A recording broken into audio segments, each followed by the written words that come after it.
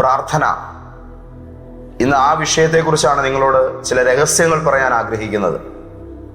അത് മാത്രവുമല്ല, പ്രാർത്ഥനയ്ക്കായിട്ട് ചെല്ലുമ്പോൾ ദൈവസന്നിധിയിൽ നമ്മുടെ പ്രാർത്ഥനാ വിഷയങ്ങൾ എഴുതിക്കൊണ്ട് എന്ന് പ്രാർത്ഥിച്ചാൽ അത് ഭയങ്കരമായ ഉത്തരം ലഭിക്കുന്ന ഒരു മെത്തേഡായിട്ട് നിങ്ങൾക്ക് ഇതിനോടകം അനുഭവം ഉണ്ടാകുമല്ലോ. എന്നാൽ പ്രാർത്ഥനാ വിഷയങ്ങൾ എഴുതി വെക്കുന്നതിനോട് കൂടെ ദൈവത്തോട് ആ പ്രസ്തുത വിഷയങ്ങൾക്ക് വേണ്ടി അർപ്പിക്കുവാനുള്ള പ്രാർത്ഥനയും കൂടെ എഴുതി തയ്യാറാക്കിക്കൊണ്ട് എന്നാൽ നിങ്ങൾ ഇന്ന് വരെ കണ്ടിട്ടുള്ള അനുഭവിച്ചിട്ടുള്ള ഏത് സ്പിരിച്വൽ മെത്തേഡുകളെക്കാളും അത് ഭയങ്കര എഫക്റ്റീവാണ് എന്ന് പറയാൻ ഞാൻ ആഗ്രഹിക്കുന്നു.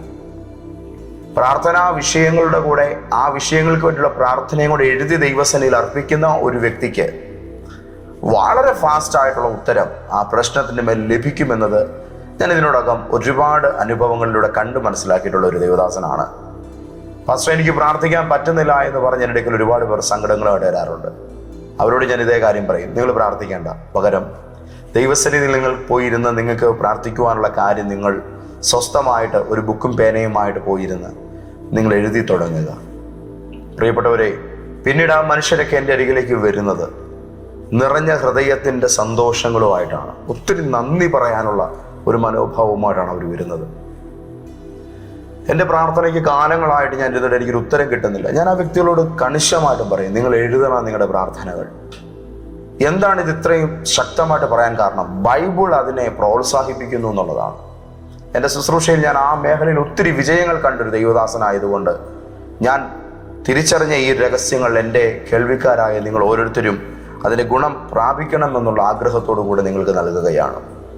വിശുദ്ധ ബൈബിളിൽ ഉൽപ്പത്തി മുതൽ ഇങ്ങോട്ട് നോക്കിയാൽ വിശുദ്ധന്മാരായി വീരന്മാരായി ദൈവപുരുഷന്മാരായി നിന്ന അനേകരുടെ പ്രാർത്ഥനകൾ അതുപോലെ എഴുതപ്പെട്ടിട്ടുണ്ട്. യേശുവിൻ്റെ അടക്കമുള്ള പ്രാർത്ഥനകൾ, യേശു പഠിപ്പിച്ച പ്രാർത്ഥനകൾ, കൂടാതെ പൗലോസ് ശ്ലീഹായുടെ പ്രാർത്ഥനകൾ, പത്രോസിന്റെ പ്രാർത്ഥന, ഇങ്ങനെ നിരവധി പ്രാർത്ഥനകളാൽ നിറഞ്ഞു നിൽക്കുന്നതാണ് നമ്മുടെ ബൈബിൾ. അതുകൊണ്ട് തന്നെ ഇതൊക്കെ കേവലം വാക്കുകളായി പറഞ്ഞ് അവസാനിപ്പിക്കാതെ ഒരു ഡോക്യുമെൻ്റായി നിലനിർത്തുന്നതിൽ ആദിമസഭ അങ്ങ് ആരംഭകാലം മുതൽ ശ്രദ്ധ പുലർത്തിയിരുന്നു. ബൈബിൾ എഴുതിയ കാലഘട്ടങ്ങളിലെല്ലാം പ്രാർത്ഥനയുടെ രചന എന്ന് പറയുന്നത് ഒരു ഭയങ്കര സംഭവം തന്നെയായിരുന്നു. അതിന് വലിയ പ്രാധാന്യത പരിശുദ്ധാത്മാവ് കൊടുത്തതുകൊണ്ടാണ് പ്രാർത്ഥനകൾ നമുക്കിന്ന് വായിക്കാൻ കഴിയുന്ന വിധത്തിൽ ലഭിച്ചിട്ടുള്ളത്. ഇന്നത്തെ പ്രവചനദൂതിൽ പരിശുദ്ധാത്മാവ് നിങ്ങളോട് പറയുന്നത്, പ്രാർത്ഥിച്ച് വാക്കുകളായി അവസാനിപ്പിക്കാതെ നിങ്ങളുടെ വാക്കുകൾ, നിങ്ങളുടെ പ്രാർത്ഥനകൾ എഴുതി ദൈവസന്നിധിയിൽ സമർപ്പിക്കുന്ന ഒരു പുതിയ രീതിയിലേക്ക് നിങ്ങളൊന്ന് പ്രവേശിക്കുക എന്നുള്ള കാര്യമാണ്. നിങ്ങളുടെ ആത്മീക ജീവിതത്തെ ഇപ്പോഴുള്ളതിനേക്കാൾ അതിൻ്റെ സ്റ്റാൻഡേർഡ് നിങ്ങൾ ഒരിക്കലും എക്സ്പെക്റ്റ് ചെയ്തിട്ടില്ലാത്തൊരു ഭയങ്കരമായ ഉന്നത പുരോഗതിയുടെ തലത്തിലേക്ക് പിടിച്ചുയർത്തുന്ന ഒരു അനുഗ്രഹീതമായ ശുശ്രൂഷയാണ് ഇന്ന് നടക്കുന്നത്. ഇന്നത്തെ പ്രവചന ദൂതിലേക്ക് നിങ്ങൾക്ക് എല്ലാവർക്കും കർത്താവായ യേശുക്രിസ്തുവിന്റെ നാമത്തിൽ സന്തോഷത്തോടെ സ്നേഹവന്ദനം. ഞാൻ pastor Christy P John, life changer prophetic ചർച്ചുകളുടെ ക്രിസ്തീയ വന്ദനവും ഇത്തരണത്തിൽ നിങ്ങളെ ഞാൻ അറിയിക്കട്ടെ. എഴുതുക, പ്രാർത്ഥനകൾ എഴുതുക. ഈ കാര്യത്തിന് ദൈവവചനത്തിൽ നിരവധിയായിരിക്കുന്ന തെളിവുകളും കാരണങ്ങളുമുണ്ട്. ഒന്നാമതായി നാം ഈ ഒരു വിഷയത്തെ ചിന്തിക്കുമ്പോൾ വിശുദ്ധ ബൈബിളിൽ മോശയ്ക്ക് വെളിപ്പെട്ട ഇസ്രായേലിന്റെ ദൈവം, പിതാക്കന്മാരുടെ ദൈവം, താൻ അരുളി ചെയ്തിരിക്കുന്ന കൽപ്പനകൾ മോശയ്ക്ക് കേവലം പറഞ്ഞു കൊടുക്കുകയായിരുന്നില്ല. എഴുതിൻ്റെ മെത്തേഡ് ആദ്യമായി ഇവിടെ കൊണ്ടുവരുന്നത് ദൈവം തന്നെയാണ്. 10 കൽപ്പനകൾ 2 കൽപ്പലകകളിലായി ദൈവം മോശയ്ക്ക് എഴുതി നൽകിയത് നമ്മൾ വായിക്കുന്നു. അതുമാത്രവുമല്ല, വിശുദ്ധ ബൈബിളിൽ ആവർത്തന പുസ്തകത്തിലേക്ക് നാം കിടക്കുമ്പോൾ ആവർത്തനം 27:3 ദൈവം ഒരു കാര്യം അവരോട് പറയുന്നുണ്ട്. നിന്റെ പിതാക്കന്മാരോട് ഞാൻ വാഗ്ദത്തം ചെയ്ത ദേശത്ത് അതിന് അവകാശമായി ചെന്ന് ചേരുന്ന കാലത്ത് നിന്നോട് കൽപ്പിച്ചതൊക്കെ നീ എഴുതി ഒരു ജ്ഞാപകമായത് സൂക്ഷിക്കണമെന്ന് പറയുന്നുണ്ട്. അപ്പോൾ ദൈവത്തിൻ്റെ വാക്കുകളും ദൈവത്തോട് മനുഷ്യൻ പറയുന്ന വാക്കുകളും ഇതാണല്ലോ പ്രാർത്ഥനയുടെ സംക്ഷിപ്ത രൂപം. ഇത് യാതൊരു കാരണവശാലും വിസ്മരിക്കാൻ പാടുള്ളതല്ല. നിങ്ങളുടെ 5 വർഷം പുറകിലുണ്ടായിരുന്ന പ്രാർത്ഥന നിങ്ങൾക്കിന്ന് ഒന്ന് വായിച്ചു നോക്കാൻ കഴിയുന്ന വിധത്തിൽ ഒരു ബുക്കായിട്ട് നിങ്ങളുടെ കൈകളിലുണ്ടെങ്കിൽ, നിങ്ങളുടെ ഇന്നത്തെ ജീവിതം നിൽക്കുന്നത് ഇന്നലകളിലെ 5 വർഷം പുറകിലത്തെ പ്രാർത്ഥനയുടെ ദൈവസന്നിധിയിൽ അർപ്പിച്ച ആ നിയോഗങ്ങളിലാണ് ഇന്ന് നിങ്ങൾ ജീവിക്കുന്നത് എന്നുള്ള കാഴ്ച നിങ്ങൾക്ക് കാണാൻ പറ്റും. ഇത് 2026 ജനുവരി മാസമാണ് ഈ സന്ദേശം ഞാൻ നൽകിക്കൊണ്ടിരിക്കുന്നത്. 2026 ജനുവരിയിൽ നിങ്ങൾ എഴുതി ദൈവസന്നിധിയിൽ തയ്യാറാക്കി നൽകുന്ന പ്രാർത്ഥനയുടെ ഉത്തരം വരും പോകുന്ന മാസങ്ങളിലും വർഷങ്ങളിലും നിങ്ങൾ കുറച്ചു കാലം മുന്നിട്ട് കഴിയുമ്പോൾ ദീർഘദൂര വിഷയത്തിന് വേണ്ടിയാണ് നിങ്ങൾ പ്രാർത്ഥിക്കുന്നതെങ്കിൽ, അസാധാരണമായൊരു ജീവിതത്തിൻ്റെ അനുഗ്രഹത്തിനും മാറ്റത്തിനും വേണ്ടിയാണ് നിങ്ങൾ ദൈവസന്നിധിയിൽ ഈ പ്രാർത്ഥന എഴുതുന്നതെങ്കിൽ, നിങ്ങളൊരു 5 വർഷമോ 6 വർഷമോ കഴിഞ്ഞ് ധൈര്യത്തോടെ ഇന്നത്തെ പ്രാർത്ഥനയുടെ ബുക്ക് എടുത്ത് മറിച്ചു നോക്കൂ. നിങ്ങൾക്ക് ഞെട്ടുന്ന ഒരു കാഴ്ച കാണാൻ കഴിയും. മറ്റൊന്നുമല്ല, ദൈവം നിങ്ങളുടെ പ്രാർത്ഥനയുടെ ഉത്തരം അത് നൽകി കഴിഞ്ഞിരിക്കുന്നു. നിങ്ങൾ ഇത്രയും കാലം എന്തായിരുന്നു എന്നുള്ളത്, നിങ്ങൾ എവിടെയാണ് ഹാർഡ് വർക്ക് ചെയ്തത് എന്നുള്ളത് നിങ്ങൾക്ക് കാണാൻ കഴിയും. ദൈവം വളരെ അനുഗ്രഹീതമാം വിധം നിങ്ങളുടെ ജീവിതത്തെ മാറ്റിയിരിക്കുന്നു. കഴിഞ്ഞ കുറേ കാലങ്ങളുടെ പുറകിൽ നിങ്ങൾ എന്തെല്ലാം കാര്യങ്ങൾ ദൈവത്തോട് പ്രാർത്ഥനയ്ക്കായിട്ട് അപേക്ഷിച്ചോ അതിൻ്റെ എല്ലാം ഉത്തരങ്ങളിലാണ് നിങ്ങളിപ്പോൾ ജീവിക്കുന്നത് എന്നുള്ള സത്യാവസ്ഥ നിങ്ങൾക്ക് കാണാൻ കഴിയും. പുറപ്പാട് പുസ്തകം 31:18 വായിക്കുമ്പോൾ ഒരു കാര്യം വ്യക്തമാകും. എഴുതി തയ്യാറാക്കി വെക്കുന്ന വാക്കുകൾക്ക് ദൈവം ഒരു ഉടമ്പടിയുടെ പ്രാധാന്യത നൽകുന്നു.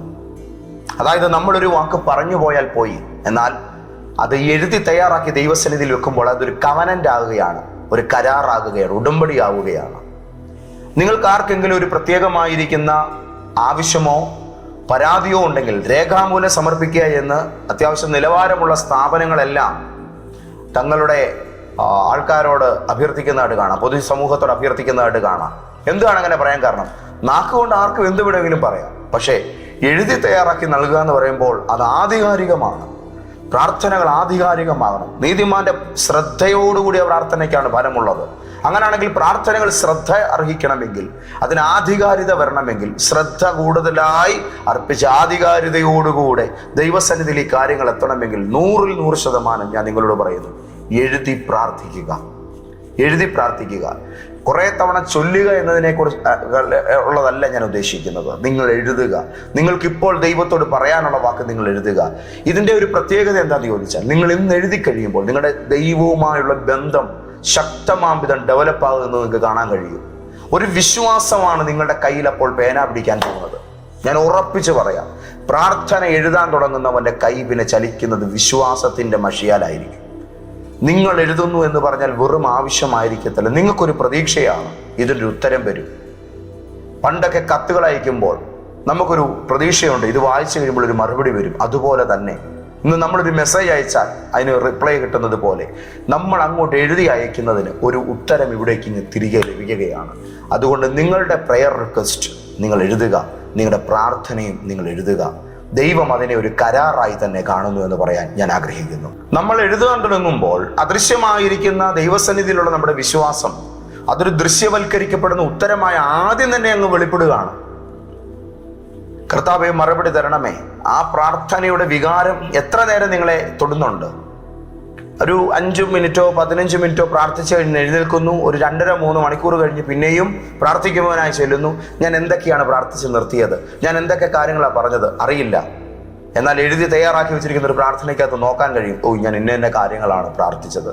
നിങ്ങൾക്കതിൻ്റെ കണ്ടിന്യൂഷൻ അവിടെ ലഭിക്കുകയാണ്. പുതുതായിട്ട് ആ കാര്യത്തിൻ്റെ അടുത്ത മേഖലകൾ, അതിൻ്റെ അടുത്ത ഏടുകൾ തുറക്കാൻ നിങ്ങളെ അത് സഹായിക്കുകയാണ്. അതുകൊണ്ട് ഒരു കൺസിസ്റ്റൻസി ഉണ്ടാകാനും ഒരു കണ്ടിന്യൂവേഷൻ കിട്ടാനും നമ്മളെ സംബന്ധിച്ചിടത്തോളം നമ്മൾ എഴുതി തയ്യാറാക്കുന്ന പ്രാർത്ഥനകൾ നമ്മളെ സഹായിക്കും. നിങ്ങളോട് പ്രത്യേകമായിട്ട് പറയാനുള്ളത്, കേവലം വാക്കുകളായി മാത്രം ഇരിക്കുന്നത് നമ്മളത് എഴുതാൻ തുടങ്ങുമ്പോൾ അതൊരു ഉത്തരത്തിലേക്ക് പെട്ടെന്ന് കുതിച്ചു കയറുകയാണ്, അത് ദൃശ്യവൽക്കരിക്കപ്പെടുകയാണ്.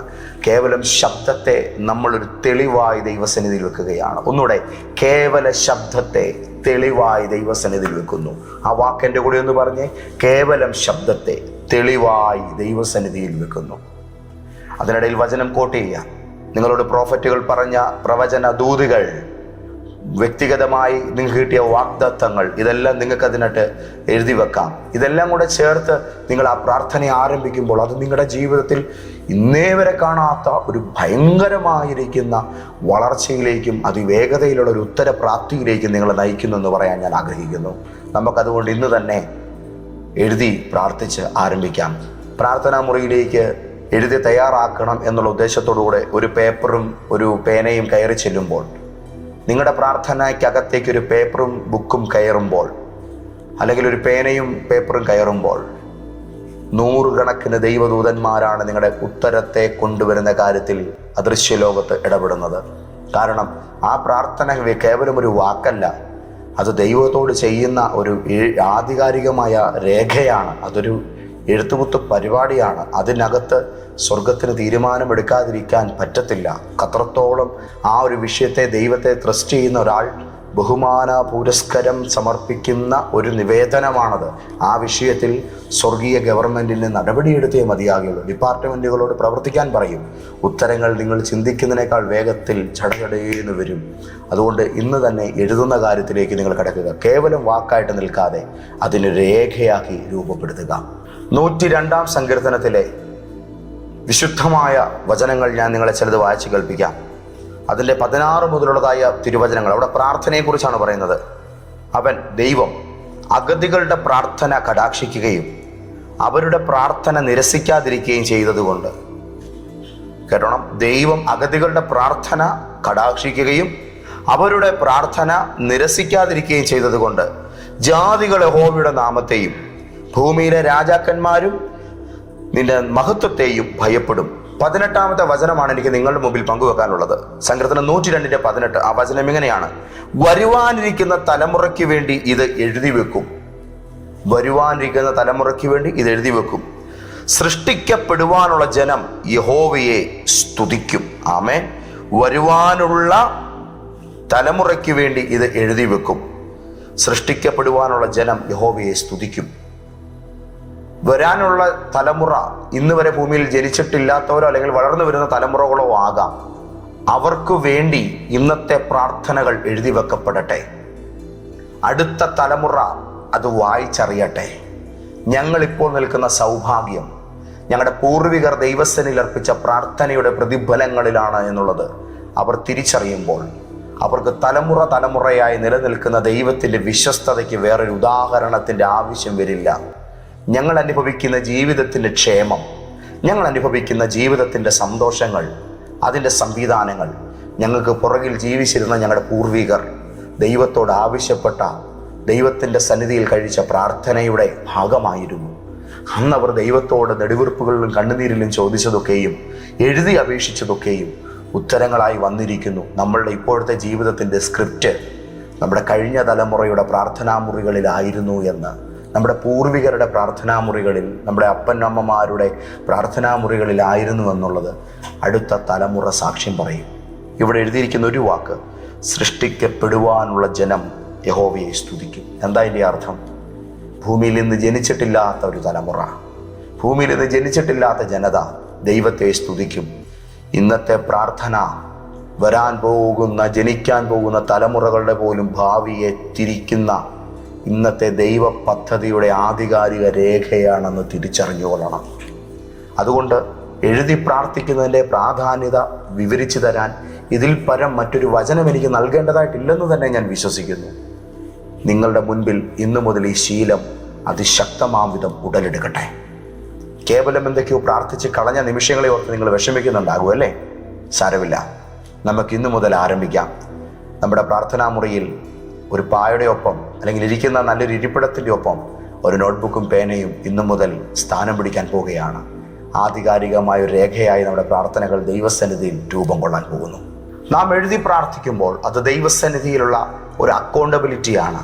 പിന്നെയും നാം അത് വായിച്ചു നോക്കുന്ന സമയങ്ങളിൽ, കർത്താവേ, ഞാൻ നിന്റെ സന്നിധിയിൽ ഇങ്ങനെയൊക്കെ ആയിരുന്നല്ലോ, എൻ്റെ ജീവിതം ഇങ്ങനെയൊക്കെ ആയിരുന്നല്ലോ, തിരിച്ചറിയാൻ, ഓർമ്മിക്കാൻ, നന്ദി കരയറ്റാൻ, നടന്ന വഴികളെ മറക്കാതിരിപ്പാൻ ദൈവസന്നിധിയിലെ ഡയറി കുറിപ്പുകളായി നിങ്ങളുടെ പ്രാർത്ഥനകൾ എന്നും ഉണ്ടാകും.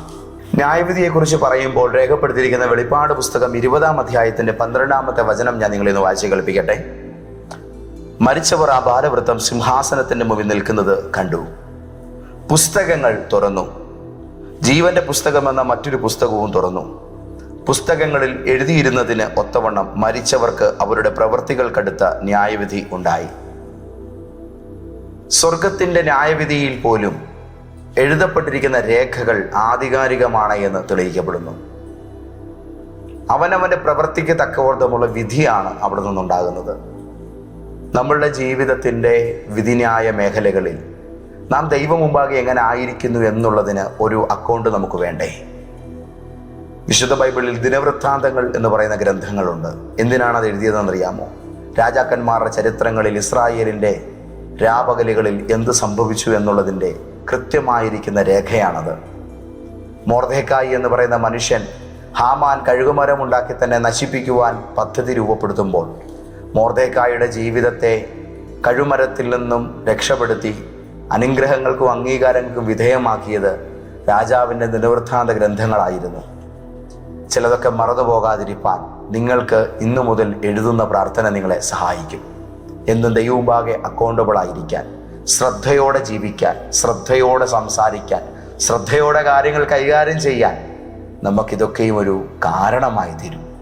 അതുകൊണ്ട് നമുക്കും എഴുതി തുടങ്ങാം. നിന്റെ ദർശനത്തെ ഒരു പലകമേൽ എഴുതുക. ഓടിച്ചു വായിക്കത്തക്ക വിധം തെളിവായി തന്നെ എഴുതുക. നിങ്ങളുടെ ദർശനങ്ങൾ, നിങ്ങളുടെ പ്രാർത്ഥനകൾ, നിങ്ങളുടെ ദൈവത്തോട് പറയുന്ന വാക്കുകൾ ഇന്നു മുതൽ അതിനും ഒരു തെളിവുണ്ടായിരിക്കട്ടെ. ഞാൻ അന്ന് എൻ്റെ ദൈവത്തോട് അങ്ങനെ പറഞ്ഞിരുന്നു, കർത്താവിൽ നിന്നും എനിക്കിങ്ങനൊരു വാക്ക് കിട്ടിയിരുന്നു. എത്ര മനോഹരമായിരിക്കും അത്. നിങ്ങളുടെ കാലം കൊണ്ട് നിങ്ങളുടെ ആത്മീക ജീവിതം പൊലിയുന്നില്ല എന്ന് നിങ്ങൾക്ക് തിരിച്ചറിയാൻ കഴിയും. മരിച്ച ശേഷവും ഹാബേൽ സംസാരിച്ചതുപോലെ നിങ്ങളുടെ കാലശേഷവും നിങ്ങളുടെ പ്രാർത്ഥനകൾ, നിങ്ങളുടെ സാക്ഷ്യങ്ങൾ, നിങ്ങളുടെ അനുഭവങ്ങൾ വരുന്ന തലമുറയോട് ഈ കർത്താവിനെക്കുറിച്ച്, ഈ ദൈവം നടത്തിയ നല്ല വഴികളെക്കുറിച്ച് സാക്ഷ്യം പറഞ്ഞുകൊണ്ടേ ഇരിക്കും. പുരാവസ്തു ഗവേഷണ മണ്ഡലങ്ങൾ നമ്മുടെ നാട്ടിൽ സജീവമാണല്ലോ. അങ്ങനെയുള്ളതായ ഗവേഷണ ഇടങ്ങളിൽ പൂർവ്വകാല രചനകൾക്ക് വലിയ പ്രാധാന്യതയുണ്ട്. ആ കാലഘട്ടത്തെ ഏറ്റവും നന്നായി അടയാളപ്പെടുത്തിയിരിക്കുന്ന ആ കാലഘട്ടത്തിൻ്റെ രചനകളാണ്, ചിത്രങ്ങളാണ്. ഭാഷയില്ലാതിരുന്ന കാലത്ത് വാങ്മയ ചിത്രങ്ങൾക്ക് പകരം രൂപരേഖകളായി പലതും കോറിയിട്ടതാണ് ആ കാലഘട്ടത്തിൻ്റെ വ്യക്തമായ ചിത്രം കണ്ടെത്താൻ നമ്മളുടെ ഗവേഷകരെ സഹായിച്ചത്. ഇന്ന് നിങ്ങൾ എഴുതുന്ന നിങ്ങളുടെ വാക്കുകൾ നാളെ വരാൻ പോകുന്നൊരു തലമുറയ്ക്ക് നിങ്ങൾ പറയുന്ന ഇന്നത്തെ ദൈവം നടത്തിയ വിധങ്ങളെക്കുറിച്ചുള്ള വലിയ സാക്ഷ്യങ്ങളായി തീരും. ഒരു വേദനയും വെറുതെ വരുന്നതല്ല, അതൊരു സാക്ഷ്യമായി തീരാൻ വേണ്ടി വരുന്നതാണ്. ഇന്നത്തെ ഒരു സങ്കടവും നിങ്ങളെ നിരാശപ്പെടുത്താൻ വേണ്ടി വന്നിരിക്കുന്നതല്ല. അത് കരുതുന്ന കർത്താവിൻ്റെ കരത്തിൻ്റെ ബലം എന്തെന്ന് അടുത്ത തലമുറ അറിയേണ്ടതിന് വേണ്ടി നിങ്ങളുടെ ജീവിതത്തിലേക്ക് ഒരു സാക്ഷ്യവുമായി തന്നെയാണ് വരുന്നത്. ഒരു സങ്കടങ്ങളും ഒരു വേദനകളും ഒരു ദുരിതങ്ങളും നിങ്ങളുടെ ജീവിതത്തിൽ നിങ്ങളുടെ നാശത്തിനായിട്ട് കടന്നു വരുന്നില്ല.